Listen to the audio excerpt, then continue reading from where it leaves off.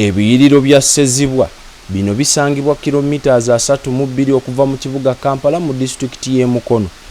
Oli ku Export TV ya ku mutimbagano, subscribing following.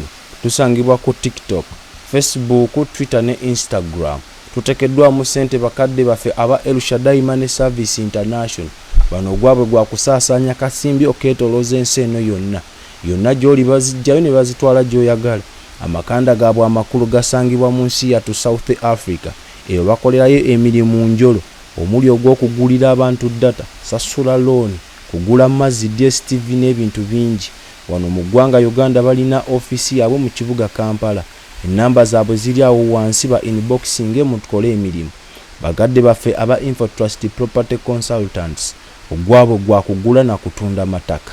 Olina ettaka lyo simanyi liriko, simanyi misango biki tonnafuna kyapa. Balina abakugu abasobola okuyambako okuwoza emisango egyo. Balina amagezi ag'ekikugu ge bakugabira wadde toobawagire. Balina enkola eteregera bannyinaffe abali ebweru w'eggwanga akasente. Kasakawezaayo omwaka mulamba baba bagenda kuteeramu amagoba naawe weeyagale. Weegiriise ng'ekigotta entula. Tugenze ku Ssezibwa. Ebiyiriro by'e Ssezibwa kigambibwa okusinziira ku bajjajjaffe. Kiwanuuzibwa nti Ssezibwa yazaalibwa omukyala amanyikiddwa nga Nakangu Tebaatuusa ne bbaawe Nsubuga Ssebwata. Bagamba nti kino kyaliwo oluvannyuma lw'abafumbo bano okufunamu obutakkaanya obwaviirako omukyala okwesuula mu ddene adde ewa kitaawe ne nnyina.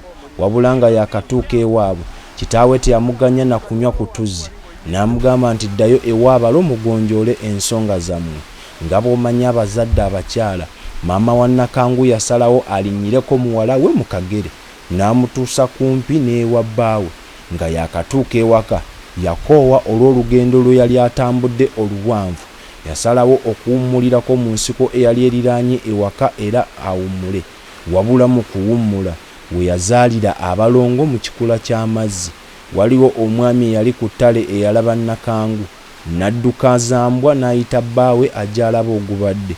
Bbawa Nakangu nga yakatuuka agenda okulaba amazzi agakulukuta agava omukyala w'azaalidde. Awo we waava okufuukamu Ssezibwa ne Bwanda. Wabula abalala abamanyi ebyafaayo bagamba Bwanda ye mugga Mubeeya ogusangibwa mu Buyikwe District mu Njeru Municipality Gombolola Nnyenga ku kyalo Mbabirire.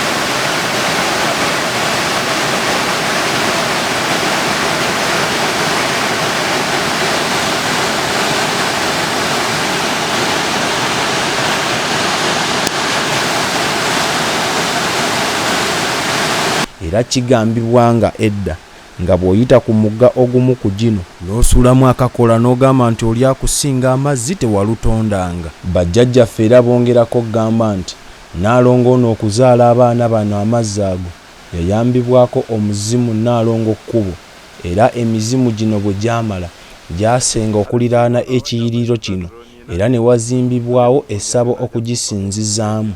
Muno mizimu mulimu Walumbe Katonda w'okufa, Musoke ow'enkuba, Ddungu nga wakuyigga, Kibuga ow'entalo, Musisi owamuyuuguumya ttaka ne Mukasa.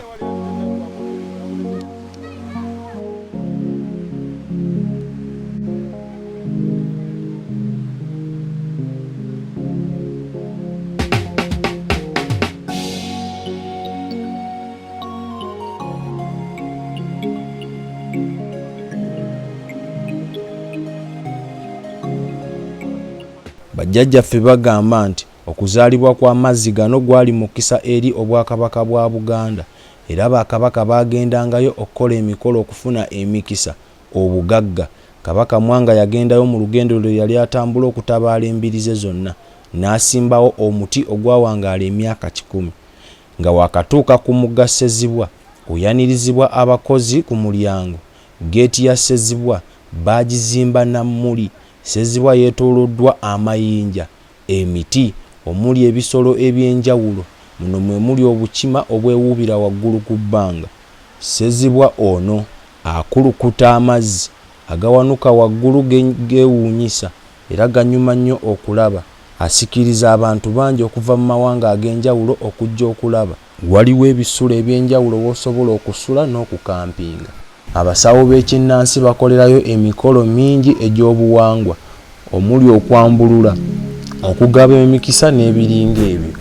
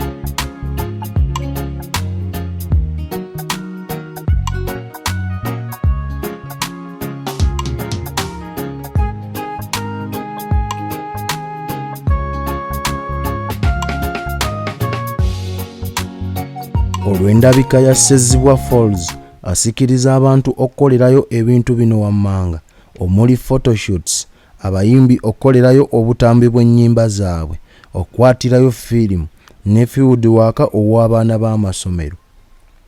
Erinnya Ssezibwa lyaggyibwa mu kigambo Ssizibwa kkubo. Amakulu gaakyo nti teguzibibwa kkubo guyita buli guba gwagadde, guyita mu bubuga buno wammanga: Ngogwe, Kayunga ne Galiraaya. Ensibuko y'omugga guno esangibwa mu kabuga Ngogwe akasangibwa mu Buyikwe District. Obuwanvu bw'omugga guno gutambula kilometers 15 okuva Engogwe okutuuka mu Leke Kyoga esangibwa mu Kayunga District. Ebya Ssezibwa Falls tebiggwa malojjo.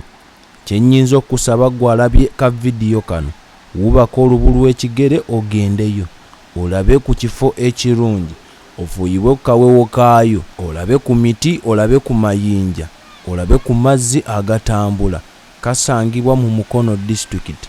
Oli ku Export TV, tuli ku mutimbagano, tuli ku YouTube, Facebook, TikTok, Twitter ne Instagram. Subscribinga, followinga, atoweeko ne munno. Bingi bikyajja. Teekako ekidde oba notification bell. Amannya Omwana Soda. Nakoze ne muganda wange abe mu byuma. Mukama abatukuumire. Export TV to the world.